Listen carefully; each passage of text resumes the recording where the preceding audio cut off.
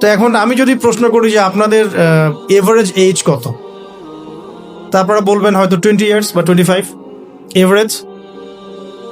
And আমি যদি বলি আপনাকে যে আমাদের উম্মার গড় আয়ু কত, নবী সাল্লাল্লাহু আলাইহি ওয়াসাল্লাম বলে গেছেন 60 থেকে 65 বছর, 60 থেকে 65। তাহলে আপনার শেষের 5 বছর আপনি বাদ দেন, কথার কথা, কাঠখোট্টা কথা এই জন্য বলছি যে এটা ম্যাথামেটিক্যাল কনক্লুশন, সবার ক্ষেত্রে এটা সেম হবে না, কিন্তু আমরা একটা চিন্তা করছি, মাথায় একটা প্ল্যান করছি।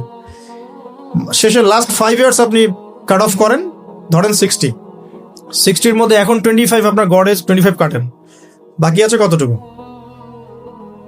বলেন? 35, বাট হ্যাঁ 35 ইয়ার্স আপনার হায়াত বাকি আছে মনে করেন, আমার হায়াত বাকি আছে মনে করেন, কথার কথা, আল্লাহু আ'লাম বিস-সাওয়াব। তা আপনার প্ল্যান কি লাইফকে নিয়ে? কাটকোট থাক, যেটা শব্দটা বললাম একটু এই জন্য বলছি যে এখন আপনার একটা আঘাত লাগতে পারে। 25 ইয়ার্স ফ্রম ইউর লাইফ, এটা গন কেস, শেষ। এই 25 বছর আপনি কি করেছেন? Really what have you done? কি করেছেন আপনি এই 25 বছরে? সত্যি সত্যি কি 25 পারা কোরআন পড়েছিলেন কিনা? 25 বার কোরআন দেখেছেন কি চোখ দিয়ে? 25 বার নামাজের জন্য মসজিদে গিয়েছেন কিনা? জাস্ট আস্ক ইয়োরসেলফ, মানে এই কথাগুলো আপনি আপনাকে আজকে রাতে জিজ্ঞাসা করুন। আপনি 25 বছরে সম রেখেছেন কয়টা? ধরেন ফরজ হয়েছে বুঝলাম 10 বছরের পরে, 15 বছর হিসাব করেন তাহলে। 15 বছর কয়টা বই পড়েছেন? কতদিন পড়েছেন? কয় ওয়াক্ত নামাজ পড়েছেন? কত টাকা সাদাকা করেছেন? দিনের জন্য কি করেছেন যেটা করলে ওই যে দুর্বল জায়গা থেকে দিনটা আবার শক্তিশালী হতো? কারণ একা তো হয়নি, সামগ্রিকভাবে হয়েছে। 23 বছরে সামগ্রিকভাবে হয়েছে, দিন তো একা বিষয় হয়নি। তো এই কঠিন ক্যালকুলেশনটা করার পরে এটাও করেন প্লিজ, যে 25 বছরে পাপগুলো কি কি করা হয়েছে? এই 25 বছরে পাপগুলো কি কি করা হয়েছে? কোনো একটা পাপ বাকি আছে কিনা যা করা হয় নাই? 25 ইয়ার্সের মধ্যে অনেকেই জিনা করেছে, অনেকেই, আমি আপনাদের কথা বলছি না, এভারেজ আমি পুরো বাংলাদেশের ইয়াং জেনারেশনের কথা বলছি। 25 বছরের ইয়াং এই প্রজন্মটা, এই লেটেস্ট যে প্রজন্মটা, এদের অনেকেই জিনা করেছে, বিবাহ বহির্ভূত সম্পর্ক। এবং আমরা এখন জেনাকে অনেক সময় উস্কেও দেই, আমরা অনেক সময় এটাকে প্রমোটও করি, আমরা এটাকে ফ্যাশনও মনে করি। কারণ আমাদের ঢাকায় মানুষ বলে যে তোর গার্লফ্রেন্ড নাই, এটাই হচ্ছে ওদের কাছে অবাক করা বিষয়। সবাই ঘুরে, ঈদের দিন তুই ঘুরতে পারিস না? আমাদের ফ্যামিলির মধ্যে একদিন বলতেছে তার মেয়েকে, সবাই ঈদের দিনে বাইরে যায়, তুই যেতে পারস না? ঢাকায় এভাবে কথা বলে। তার মানে এটাই ফ্যাশন, মানে আমরা জেনাকে উস্কেও দিচ্ছি। তার মানে 25 বছর আমরা অনেকে জেনাও করেছি। মাদকের সাথে সম্পৃক্ত কত পার্সেন্ট ইয়াং জেনারেশন আমাদের দেশে? ক্যালকুলেট করেন, আপনি গুগল করেন, দেখেন কত পার্সেন্ট আমাদের দেশে মাদক সেবন করে। ইভেন এখন কিশোর গ্যাং বের হয়েছে, কিশোর গ্যাংয়ে অনেক যুবকরা যায়, অনেকে রাস্তাঘাটে মারামারি করে, অনেকে পলিটিক্যাল দলাদলির মধ্যেও আছেন অনেকেই, এবং এখানে ভাই ভাই রক্ত ঝরাই আমরা। উভয় মুসলিম, কিন্তু উভয় মুসলিম, জুমার দিন একসাথে নামাজ পড়ে। তাহলে এটা কোন দর্শন যেটা আমার ভাইকে শত্রু বানিয়ে দিল, আর পশ্চিমারা গাছের আড়ালে বসে বসে হাসছে? কারণ এই দর্শনগুলো তো ওরাই দিয়েছে। তো 25 বছরের পাপগুলো একটু ক্যালকুলেট করি। প্রিয় দিনী বোন, একটু হিসাব করবেন যে 25 বছর আপনি কতদিন পর্দা করেছেন, কত 25,000 মানুষ আপনার চেহারা দেখেছে কিনা? এই 25 বছরে কত হাজার মানুষ আপনার চেহারা দেখেছে? আর ছেলেরা আপনাকে দেখলে কখনো চেহারা সুরত দেখেন? বেগানা নারীর দিকে একটা ছেলে যখন তাকায় এবং সেক্সুয়াল ডিজায়ার নিয়ে তাকায়, তখন সে চোখ দিয়ে তাকে রেপ করে। ভেরি সরি টু সে যে আপনি প্রচুর চোখ দিয়ে রেপ হয়েছেন প্রিয় দিনী বোন। অনেকেই আপনাকে চোখ দিয়ে রেপ করেছে, আপনি বুঝতেই পারেন নাই। তো এই 25 ইয়ার্স আমরা অনেক কিছুই করেছি, অনেক কিছুই করি নাই। এখন একটু আজকে সাদা একটা কাগজ নিয়ে আমরা একটা হিসাব করব যে আমরা 25 বছরে কি কি করেছি, কি কি করি নাই, কি কি পাপ করেছি, কি কি করি নাই, কি কি পুণ্য করেছি, কি কি করি নাই। আমি আগে মনে করতাম যে একটা খালেস তওবা ইনশাআল্লাহ আল্লাহ পাক সব মাফ করে দিবেন। আসলে আল্লাহ পাক মাফ করেই দিবেন, কিন্তু ভিতর থেকে স্যাটিসফাই হতে পারবেন না আপনি। এখন যদি আপনি এখান থেকে আমার এই লেকচারটা শুনে আল্লাহর ওলি হয়ে যান এবং আপনি বড় মুহাদ্দিস, মুফতি, দিনের বড় দায়ী ইলাল্লাহ, বড় পলিটিশিয়ান, বড় ইঞ্জিনিয়ার, মানে যারা ওয়ার্ল্ডকে ইসলাম স্ট্যাবলিশমেন্টের দিকে নেতৃত্ব দিচ্ছেন, এমনও মানুষ যদি আপনি হয়ে যান, আপনি এই 25 বছরের ঋণটা শোধ করতে পারবেন না। এই 25 বছরের ঋণ আপনাকে প্রতিনিয়তই ভিতরে ঢুকিয়ে মারবে আর কি, যেটা আমাদেরকেও মারে ভেতর থেকে। যে আমরা যদি আগে থেকে বিষয়গুলো বুঝতাম, যদি আরো আগে থেকে স্টাডি করতে পারতাম, আরো বেশি যদি আমি আলেম ওলামার সাথে মিশতে পারতাম, আরো যদি বেশি গভীরে যেতে পারতাম, তাহলে কতই না ভালো হতো। তো আমি আশা করি কথাগুলো আপনাদের কলিজায় পৌঁছাবে ইনশাআল্লাহ। এখন লাইফের এটা সবচেয়ে ভাইটাল পার্ট। এই সম্পর্কে আমি জাস্ট 2টা হাদিস বলে আস্তে আস্তে কনক্লুশনের দিকে যাচ্ছি। নবী সাল্লাল্লাহু আলাইহি ওয়াসাল্লাম বলছেন যে 7 শ্রেণীর মানুষকে আল্লাহ পাক কিয়ামতের দিনে আরশের ছায়া দিবেন। কত শ্রেণী ভাই? তার মধ্যে সেকেন্ড শ্রেণীটা হচ্ছে সেই যুবক নাশা ফি ইবাদাতিল্লাহি তাআলা, যে আল্লাহ পাকের ইবাদতে তার যৌবনকালটা কাটিয়ে দিয়েছে। এখনো বাকি আছে আপনার সামনে। যৌবনকাল কতটুকু? হয়তো 15 to 40। তার মানে এখনো 40 বা 50 বছর পর্যন্ত আপনার যৌবন টিকে থাকবে ইনশাআল্লাহ, যদিও বা এই যুগে থাকে না আর কি।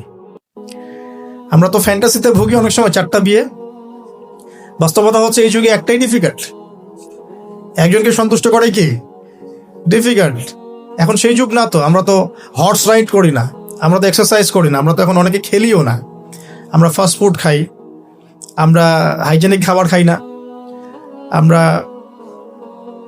আগেকার মানুষদের মতো অনেক কিছুই করি না। এনভায়রনমেন্ট নষ্ট হয়ে গেছে, পলিউশন আছে, সব মিলে এখন আমাদের যৌবন যে 50 বছর পর্যন্ত থাকবে, এটা নিশ্চয়তা দেওয়া যাচ্ছে না যদি আমরা বেঁচেও থাকি। আর কত যুবক যুবতী ভাই বোন যে যৌবনকালেই চলে যায় তার তো ঠিক নাই। এই যে ঈদের দিন প্রেমিকাকে নিয়ে বাইক চালাচ্ছে একদম ঝড়ো গতিতে, ট্রাকের নিচে পড়ে শেষ। যৌবন সম্পর্কে এই বিষয়ে আমি 2টো হাদিস বলার নিয়াত করেছিলাম। তো প্রথমটা শুনিয়েছি মোটামুটি, সেটা হলো নবী সাল্লাল্লাহু আলাইহি ওয়াসাল্লাম বলেছেন যে কিয়ামতের মাঠে আল্লাহ রাব্বুল আলামিন যে 7 শ্রেণীর মানুষকে তার আরশের ছায়া দিবেন, তার মধ্যে তৃতীয় শ্রেণী হচ্ছে সেই যুবক যে তার যৌবন কালটাকে আল্লাহর পথে উৎসর্গ করেছে বা কাটিয়ে দিয়েছে। আরেকটা হাদিস যেটা বলতে চাচ্ছিলাম সেটা হলো কিয়ামতের মাঠে 5টা প্রশ্ন হবে, স্পেশাল 5টা প্রশ্ন, যে 5টা প্রশ্নের উত্তর না দেয়া পর্যন্ত কাউকে ছাড়া হবে না। তার মধ্যে প্রথম প্রশ্নটাই হচ্ছে তোমার জীবন কোন কাজে কাটিয়েছো, এবং দ্বিতীয় প্রশ্ন হচ্ছে তোমার যৌবন কোন কাজে কাটিয়েছো। সো আমি বলছিলাম আপনাদেরকে যে যৌবন কালটাকে যদি আমরা আল্লাহর পথে কাটাতে পারি, ইনশাআল্লাহ তাআলা আমাদের এই যে উদ্দেশ্যটা, যে নিজেরা দিন পালন করব, নিজের পরিবারের মধ্যে প্রতিষ্ঠা করব, আমাদের সমাজে দিন ইসলামের দাওয়াতে কাজ করব, যেখানেই থাকি সৎ থাকবো, একদিন ইনশাআল্লাহ দিন আবার বিজয়ী হবে, এই যে স্বপ্নগুলো, এগুলো বাস্তবায়িত হবে ইনশাআল্লাহ তখনই যখন আমরা নিজেরা পরিবর্তিত হয়ে সমাজের জন্য ভালো কিছু বয়ে নিয়ে আসবো ইনশাআল্লাহ। তো আমি জাস্ট কয়েকটা পয়েন্ট আপনাদের সাথে একটু শেয়ার করে শেষ করে দিব, যে এখন থেকে কিভাবে আপনারা বা আমরা আমাদের যৌবনটাকে আল্লাহর পথে কাটাতে পারি। প্রথম যে পয়েন্টটা আমি লিখে নিয়ে এসেছি সেটা হলো, আমি একটু বলেওছিলাম যে আমাদের নিজস্ব খসড়া একটা আমলনামা তৈরি করতে হবে আর কি। আজকে আমরা সেটা করতে পারি বাসায় গিয়ে, যে আমরা যদি আমাদের গড় আয়ু হয় 60 বছর, তাহলে আমরা এখন কতটুকু সময় পেতে পারি, আর এই সময়টুকুর মধ্যে আমাদের টার্গেট কি, আমরা আসলে কি চাচ্ছি, কি অ্যাচিভ করতে চাই। যা চলে গেছে এই সময়টুকুর মধ্যে আমরা কিভাবে আল্লাহর রহমত পাবো, ক্ষমা পাবো কিভাবে। যা চলে গেছে এর মধ্যে অনেক নামাজ কাজা থাকতে পারে, রোজা কাজা থাকতে পারে। অনেক সময় এমন হতে পারে যে আমরা অন্যের হকও নষ্ট করেছি। প্রথম যে কাজটা করা উচিত সেটা হলো খালেস তওবা। 1 নাম্বার তাহলে আমরা বলতে পারি, যদি আমরা এখন সংকটগুলো চিহ্নিত করে সমাধানের পথে হাঁটতে চাই, তাহলে আমাদের যৌবনটা আল্লাহর পথে উৎসর্গ করা ছাড়া কোনো অপশন নাই। উৎসর্গ বলতে আমি বোঝাচ্ছি কাটিয়ে দেয়া, আল্লাহর ইবাদত করে কাটিয়ে দেওয়ার কোনো বিকল্প নাই। তার জন্য প্রথমত আমাদের নিজেদের জীবনের কৃতকর্মগুলোর হিসাব নিকাশ মেলাতে হবে 1 নাম্বার। আর 2 নাম্বার হচ্ছে বিশুদ্ধ তওবা করে আল্লাহর পথে ফিরে আসতে হবে। বিশুদ্ধ তওবা কিভাবে করবো এটা আমরা অনেকে বুঝি না। অনেকে মনে করি যে মুখ দিয়ে জাস্ট আস্তাগফিরুল্লাহ বললেই হয়তো তওবা হয়ে যায়। বিষয়টা এমন নয়। বিশুদ্ধ তওবা হচ্ছে আপনি আল্লাহর দিকে পরিপূর্ণ অভিমুখী হবেন, রুজু করবেন, এর নাম হলো বিশুদ্ধ তওবা।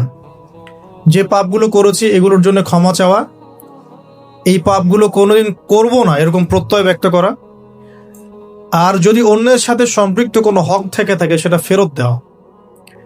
তো আমরা আজকে গিয়ে সুন্দর করে ওযু করে 2 রাকাত নামাজ পড়তে পারি।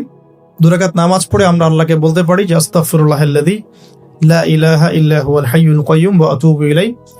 আল্লাহ, আমি আমার জীবনের এই যে একটা বড় সময় তোমার থেকে দূরে ছিলাম, নামাজ কাজা হয়েছে, রোজা কাজা হয়ে গেছে, চোখের হেফাজত হয় নাই, জিনা হয়ে গেছে নাউজুবিল্লাহ, মাদকের সাথে সম্পৃক্ত ছিলাম নাউজুবিল্লাহ, আমরা মিউজিক্যাল ইনস্ট্রুমেন্ট প্লে করেছি, ইত্যাদি ইত্যাদি।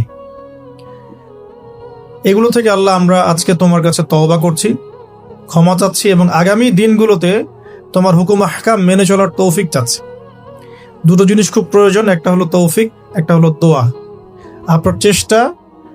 আপনার প্রচেষ্টা আল্লাহর কাছে দোয়া করতে থাকা এবং আল্লাহর কাছে তৌফিক কামনা করতে থাকা। আল্লাহ পাক যাকে ইচ্ছা তাকে তৌফিক দিয়ে থাকেন। আল্লাহ রাব্বুল আলামিন যাকে ইচ্ছা তাকে তৌফিক দিয়ে থাকেন। যে আল্লাহর কাছে যত বেশি চাইবে আল্লাহ পাক তত বেশি দিবেন ইনশাআল্লাহ। তো এই জন্য চেয়ে নিতে হবে, প্রথমত চেয়ে নিবেন যে আল্লাহ আপনি আমাকে তৌফিক দিন যাতে করে আমি আমার পুরো জীবনটাকে আপনার ইবাদতে কাটাতে পারি, আরশের ছায়া পেতে পারি। আল্লাহ কবুল করুন, আমিন।